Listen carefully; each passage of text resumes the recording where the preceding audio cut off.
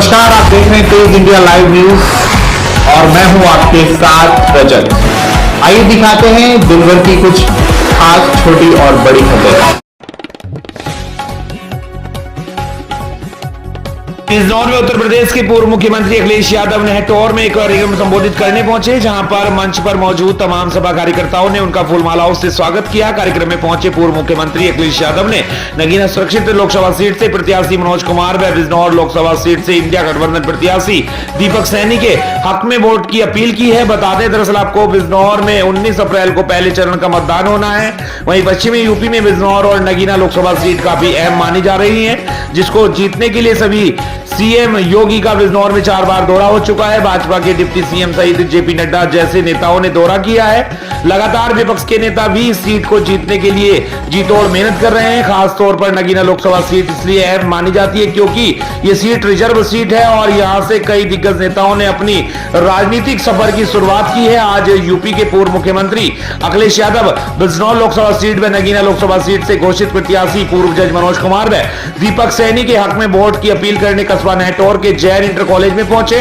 अखिलेश यादव को सुनने के लिए दूर दराज से जनसैलाब उमड़ पड़ा। कार्यक्रम में पहुंचे अखिलेश यादव ने सत्ता पर आसीन भाजपा सरकार पर जमकर तानाकशी की और इंडिया गठबंधन के हक में वोट करने की अपील की है। पूर्व मुख्यमंत्री अखिलेश यादव ने नगीना लोकसभा सीट से चुनाव लड़ रहे चंद्रशेखर रावण को लेकर बताया कि चंद्रशेखर रावण को जो 22+ सुरक्षा मिली है, उससे साफ जाहिर होता है कि चंद्रशेखर रावण बीजेपी से मिला हुआ है। बिजनौर के हेटौर से संवाददाता गुड्डू भारती की देखी खास रिपोर्ट। से लोग दिग्गज नेता छोड़ के आपको समर्थन कर रहे हैं, हजारों लोगों की संख्या में, तो कैसा महसूस कर रहे हैं आप, क्या लगता है? ये सब संविधान को मानने वाले लोग हैं, सब लोग अपने घर में वापसी कर रहे हैं और ये जानते हैं कि 2024 का चुनाव बहुत क्रूशियल चुनाव है, इसलिए सभी लोग एक साथ मिलकर ये चुनाव लड़ रहे हैं और सहयोग कर रहे हैं।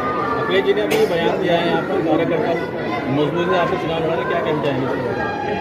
बहुत ही जोश भर के गए हैं और कई दिशा निर्देश भी दिया उन्होंने हमारे पार्टी के लोगों को, संगठन के लोगों को, कार्यकर्ताओं को, और उन लोगों से भी कहा है कि मजबूती से चुनाव लड़िए, जिससे कि 2024 में भाजपा पूरी तरीके से साफ हो जाए।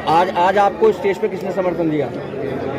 स्टेज पे बहुत सारे संगठनों ने दिया है, उसमें राष्ट्रीय भीम पैंथर सेना के द्वारा 2024 के चुनाव में समर्थन दिया गया है।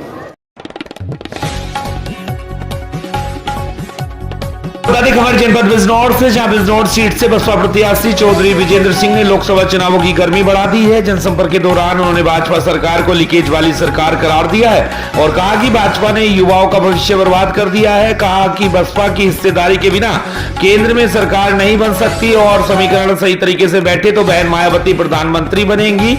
उन्होंने क्षेत्र के करीब 1 दर्जन गाँवों में जनसंपर्क किया और उन्होंने लोगों से वोट देने की अपील की है। कई स्थानों पर समर्थन देने के साथ उनका भव्य स्वागत भी किया गया। दरअसल आपको बता दें, चौधरी विजेंद्र सिंह ने शनिवार को प्रचार की शुरुआत बिजनौर सदर क्षेत्र से की। जनसंपर्क के दौरान उन्होंने कहा कि इस बार लोकसभा चुनाव में सर्व समाज के लोग बसपा की नीतियों से प्रभावित होकर उनसे जुड़ रहे हैं और कहा कि बसपा अपने दम पर पूरे प्रदेश में चुनाव लड़ रही है। दलित, मुस्लिम, जाट सहित हर वर्ग, हर जाति का समर्थन उन्हें मिल रहा है। सर्व समाज के सहयोग से बसपा यूपी की अधिकांश सीटें जीतेगी और बिजनौर सीट पर उनकी जीत का अंतर नया इतिहास रचेगा।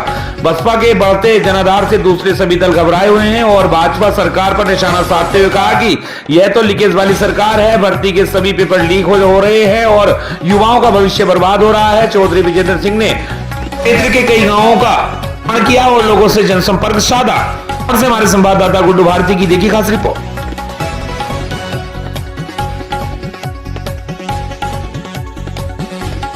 बिजनौर के अफजलगढ़ क्षेत्र में चुनावी रैली जनसभा को संबोधित करने पहुंचे योगी आदित्यनाथ समर्थकों की भीड़ को देख उत्साहित हुए। यूपी में सब चंगा बताया गया।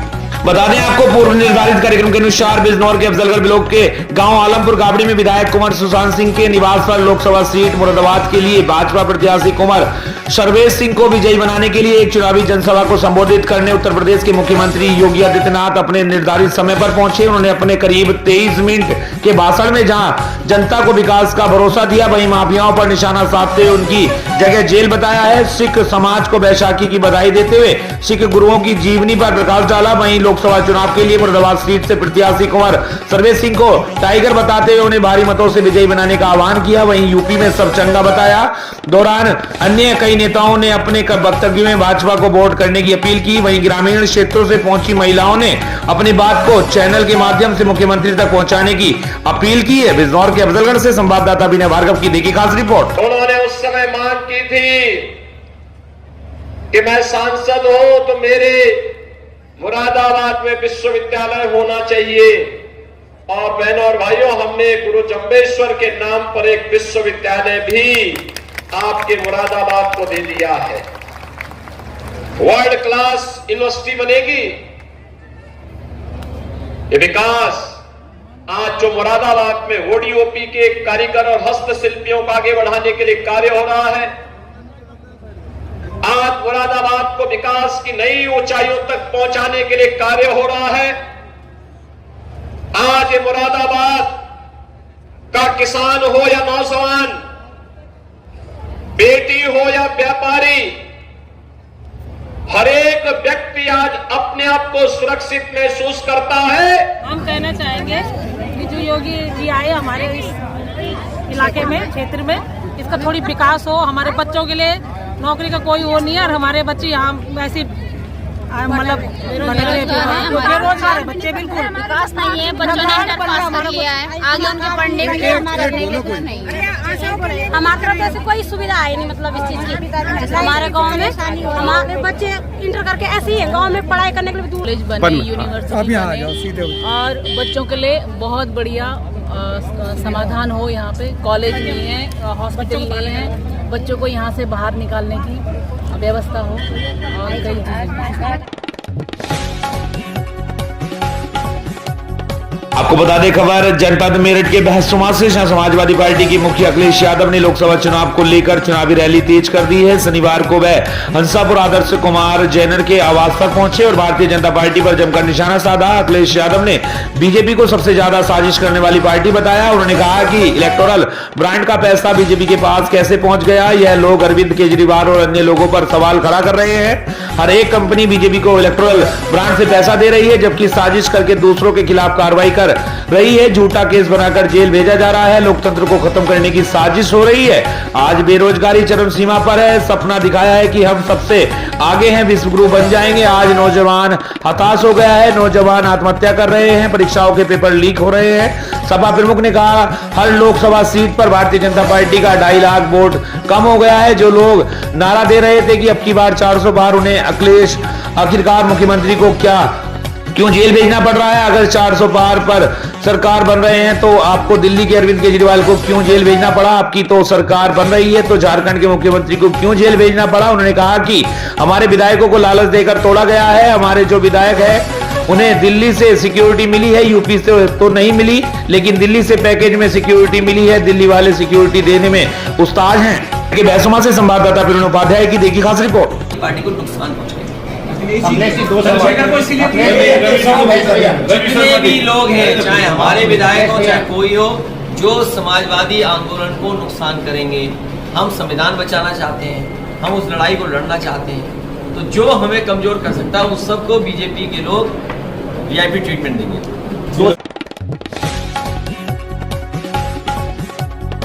खबर जनपद कौशाम्बी से, जहां 50 कौशाम्बी भाजपा प्रत्याशी सांसद विनोद सोनकर के बिगड़े बॉल, सरवर्ण समाज को लेकर किया जातिगत टिप्पणी। बता दें कौशाम्बी में भाजपा लोकसभा प्रत्याशी विनोद सोनकर ने कहा बाबू साहब ने धर्म परिवर्तन किया तो पठान हो गए, पंडित ने धर्म परिवर्तन किया तो हो गए सैयद, वैश्य ने धर्म परिवर्तन किया तो बन गए अंसारी। भाजपा प्रत्याशी विनोद सोनकर ने बताया खटीक ने स्वर पालना पसंद किया लेकिन नहीं किया धर्म परिवर्तन। वही खटीक समाज ने कई सालों लड़ी है लड़ाई, वही मुंगलों से लड़ाई लड़ी। भाजपा प्रत्याशी विनोद सोनकर का वीडियो सोशल मीडिया पर जमकर वायरल हो रहा है। भाजपा प्रत्याशी विनोद सोनकर का वीडियो सोशल मीडिया पर वायरल होने के बाद चुनावी माहौल गर्म हो गया है। कौशाम्बी से हमारे संवाददाता रमेश कुमार शुक्ला की देखी खास रिपोर्ट। क्या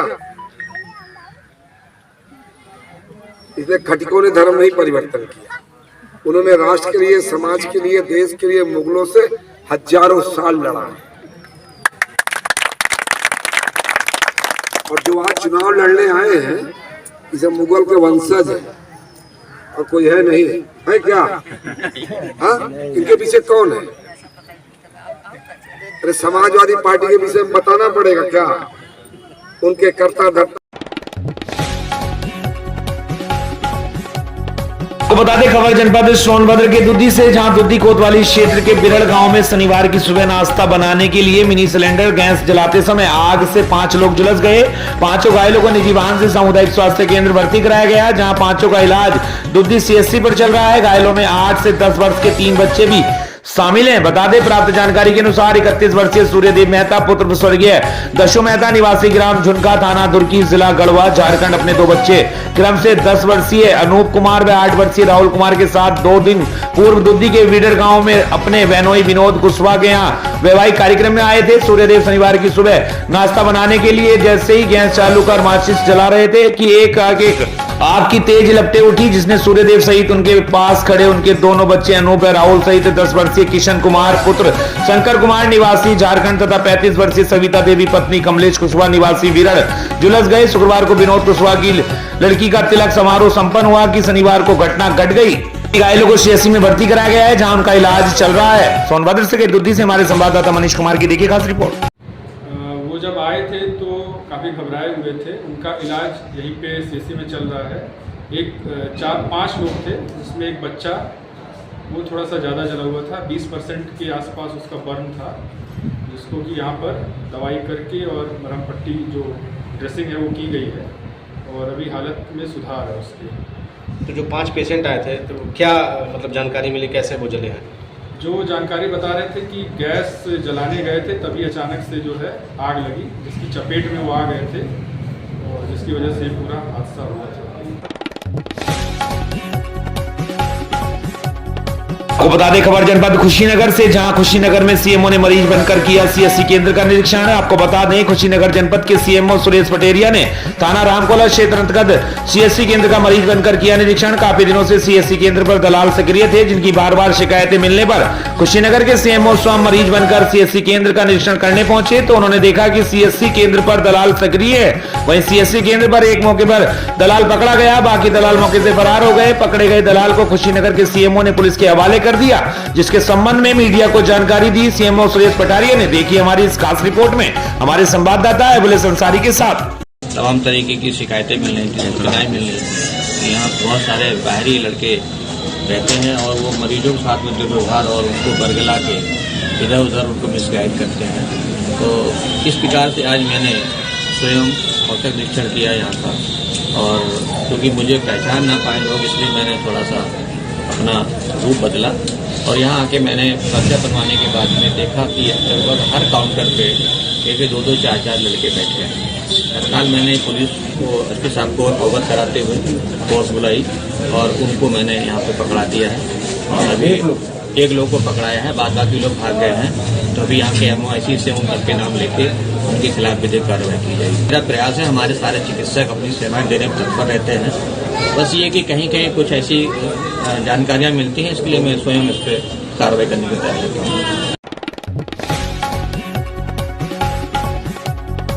खबर जनपद चंदौली से, जहां आगामी लोकसभा चुनाव की तैयारियों का जायजा लेने के लिए पुलिस उप महानिरीक्षक डॉक्टर ओम प्रकाश सिंह वाराणसी परिक्षेत्र शनिवार को चंदौली पहुंचे, जहां उन्होंने पुलिस लाइन में स्थित नवीन सभागार में जिले के आला अधिकारियों के साथ मीटिंग की और चुनाव की तैयारियों का जायजा लिया। बता दें कि चंदौली में 1 जून को अंतिम चरण में मतदान होना है और मतदान को शांतिपूर्ण संपन्न कराने के लिए जिला प्रशासन जुट गया है। वहीं वाराणसी परिक्षेत्र के पुलिस उप महानिरीक्षक डॉक्टर ओम प्रकाश सिंह द्वारा चुनाव से संबंधित मीटिंग में डॉक्टर अनिल कुमार पुलिस अधीक्षक चंदौली, अपर पुलिस अधीक्षक अनिल कुमार यादव, अपर पुलिस अधीक्षक सदर विनय कुमार सिंह, समस्त क्षेत्राधिकारी प्रतिशार निरीक्षक समेत समस्त थाना प्रभारी व समस्त शाखा प्रभारी मौजूद रहे। इस समीक्षा बैठक को आगामी लोकसभा चुनाव की तैयारियों को लेकर देखा जा रहा है। ऐसे में पुलिस के आला अधिकारियों को पुलिस उप महानिरीक्षक ने आवश्यक दिशा निर्देश दिए हैं। चंदौली से हमारे संवाददाता अमरीश कुमार की देखिए खास रिपोर्ट। आज जनपद चंदौली में एक तो अपराध की समीक्षा और जो चुनाव आगामी हैं, लोकसभा के चुनाव हैं, उस संदर्भ में हमने यहाँ पोलिंग सेंटर्स का भ्रमण किया और यहाँ पे सभी थाना प्रभारी, शाखा प्रभारी और सभी क्षेत्राधिकारी साहबान और काम साहब के साथ बैठ करके चुनावी तैयारियों की समीक्षा की, क्योंकि 15 तारीख से कुछ ज़्यादातर पुलिस बल हमारा प्रस्थान करना शुरू कर देगा 19 के जो प्रथम चुनाव है उसके चुनाव के लिए। तो यहाँ पे चंदौली की जो चुनाव की तैयारियाँ हैं काफ़ी संतोषजनक हैं, अच्छी हैं। कुछ कमियाँ जो हैं उनको बता दिया गया है कि अपराधी प्रवृत्ति के जो लोग हैं उन पर सबसे पहले शिकंजा कसा जाए और कोई भी इस प्रकार का माहौल बनना चाहिए। कोई भी आपराधिक पृष्ठभूमि का आदमी चुनाव में या कोई भी दबंग व्यक्ति चुनाव को प्रभावित करने का या वोटर को डराने धमकाने या चुनाव आचार संहिता का उल्लंघन करने का प्रयास करना चाहिए। बता दें खबर बिहार के जिला कैमूर से, जहां कैमूर पुलिस की बड़ी कार्रवाई। आपको बता दें पुलिस अधीक्षक कैमूर बहुआ के आदेश अनुसार अनुमंडल पुलिस पदाधिकारी मोहनिया के नेतृत्व में मादक पदार्थ की बिक्री करने वाले तथा सेवन करने वालों के विरुद्ध एक छापेमारी टीम का गठन किया गया, जिसमें मोहनिया थाने की पुलिस पदाधिकारी शामिल थे। छापेमारी टीम द्वारा गुप्त सूचना के आधार पर मोहनिया वार्ड नंबर 7 स्थित CBSE कॉम्पिटिटिव स्कूल के पास छापेमारी कर कुल 8 व्यक्तियों को पकड़ा गया। उनके पास से प्रतिबंधित ड्रग्स, इंजेक्शन नीडल, अन्य पदार्थ जिसका प्रयोग आमतौर पर नशे के लिए करते हैं, जिससे विधिवत गिरफ्तार कर थाना लाया गया, जिस संबंध में प्राथमिक दर्ज कर अग्रिम कार्रवाई की जा रही है। बिहार के कैमूर से हमारे संवाददाता अमरीश कुमार की देखिए खास रिपोर्ट। वाले भी हैं, इसके आधार पर हम लोगों ने एक टीम का गठन किया। मेरे नेतृत्व में ये काम हो रहा था और एक्शन का लीड कर रहे थे एडिशनल SHO शिव हैं जो यहाँ पर चार्ज में थे, तो उनके द्वारा एक टीम बना करके वहाँ रेड करवाई गई है। रेड करवाने पर कुल 8 लोग पकड़े गए, कुछ लोग भागे भी हैं। तो 8 लोग पकड़े गए हैं और उनके पास से ये जो देख रहे हैं भारी मात्रा में नशीली पदार्थ है जो प्रतिबंधित भी है, उसको बरामद किया गया है।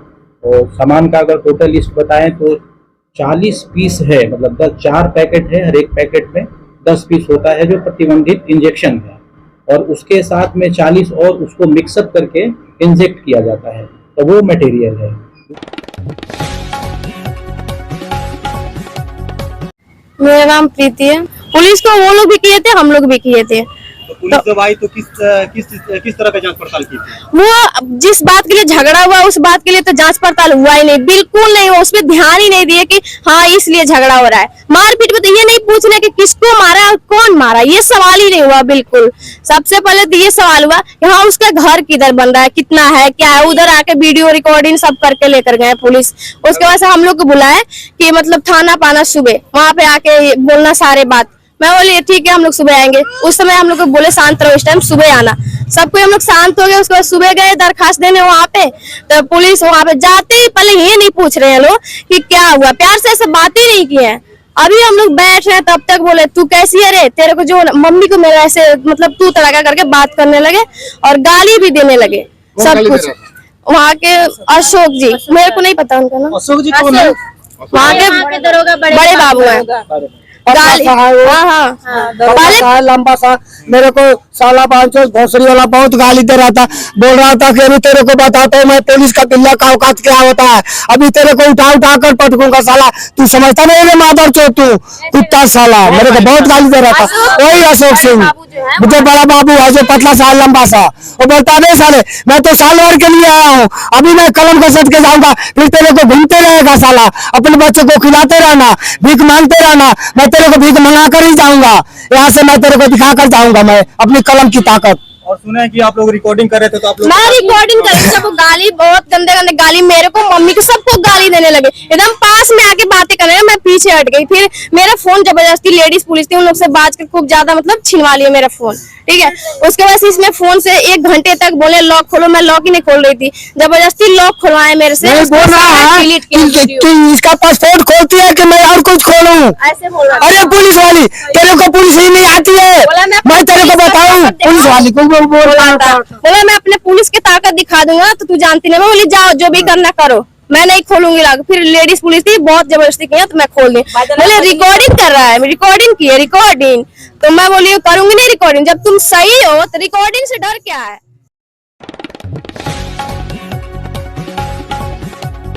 बता दें खबर छत्तीसगढ़ के जिला मुंगेली से, जहां आदर्श आचार संहिता का किया जा रहा है उल्लंघन, अवैध रूप से किया जा रहा है सरकारी जमीन पर कब्जा। बता दें पूरा मामला नगर पंचायत बरेला जिला मुंगेली का है, जहां पर आदर्श आचार संहिता का उल्लंघन करते हुए बाहरी लोगों के द्वारा नेशनल हाईवे रोड के बाजू में सरकारी जमीन को कब्जा किया जा रहा है, जिससे परेशान होकर भारी संख्या में नगरवासी और पार्षद के द्वारा 2 जेसीबी को जब्त किया गया। यह पूरा कब्जा बाहरी लोगों के द्वारा किया जा रहा है, जिसमें शासन प्रशासन की मिलीभगत नजर आ रही है। अगर यह अवैध कब्जा नहीं रोका गया तो कलेक्टर ऑफिस में आवेदन के साथ आंदोलन भी किया जाएगा। इस मुहिम में बरेला नगरवासी के साथ पार्षद निर्मल तेवार्त, सदस्य लोकेश बिशेन, पूर्व जनपद सदस्य पद्मन छत्री, राकेश बैस जी की अहम भूमिका रही। मुंगेली से हमारे संवाददाता अतुल गुप्ता की देखिए खास रिपोर्ट। तेज इंडिया लाइव न्यूज से मैं अतुल गुप्ता। सर, आप अपना परिचय देंगे? मैं निर्मल कुमार तेवार्त हूँ, वार्ड 12 का पार्षद प्रतिनिधि। यहाँ पर जो भीड़ लगा हुआ, हुजूम लगा हुआ है, किस चीज का? यहाँ पर मेन रोड के बगल में जो सरकारी भूमि है वहाँ कुछ लोगों द्वारा अवैध कब्जा किया जा रहा था, जिस वजह से गांव के लोगों आक्रोश के कारण यहाँ पर आए और काम को रुकवाए। 2 जेसीबी लगा हुआ था जिसमें बुनियाद खना रहा था उसका। जैसा कि ये नगर पंचायत बरेला में आता है, क्या यहाँ लोकल लोग कब्जा कर रहे थे? यहाँ के लोकल रहने वाले लोग? लोकल तो यहाँ पर एक भी नहीं था, सब बाहर के ही लोग थे जी। और लोगों गांव के लोगों का कहना है यहाँ कुछ अध्यक्ष के और सीएमओ मिली भगत करके कुछ रकम गबन करवा के बाहर के लोगों को जमीन बेचा गया, ऐसा सुनने में आया है। इसको रोकने में कौन कौन शामिल थे? अभी जैसे कि अवैध कब्जा यहाँ पे किया जा रहा था, इसको रोकने में कौन कौन शामिल थे? रोकने में तो काफी पूरे गांव के लोग हैं, कुछ पार्षद पंच लोग हैं और हमारे लोकेश भी लोग हैं जो साथ में जनपद सदस्य हैं। इसके बारे में बता